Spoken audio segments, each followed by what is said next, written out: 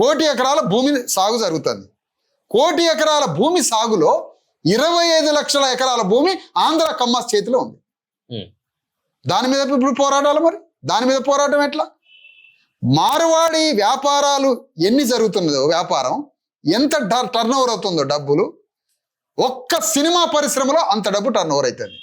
ఎవరిది సినిమా పరిశ్రమ? ఆంధ్ర కమ్మాస్ది.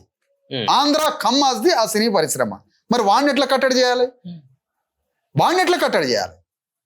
చెప్పాలి దీనికి సమాధానం. దాన్ని ఎట్లా కట్టడి చేస్తావు? దీన్ని ఎట్లా కట్టడి చేస్తావు? రాజ్యమే మనదైతే, గవర్నమెంటే మనదైతే 24 గంటల్లో మార్వాడి వ్యాపారాన్ని ప్రాంతానికి తరలించి పంపించచ్చు.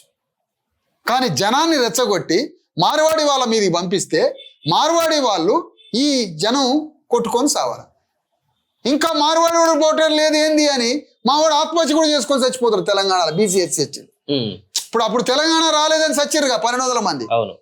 తెలంగాణ రాలేదని సచ్చిరు 1200 మంది.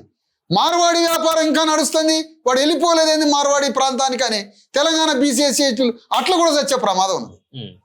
అంత అమాయకులు మనోళ్ళు.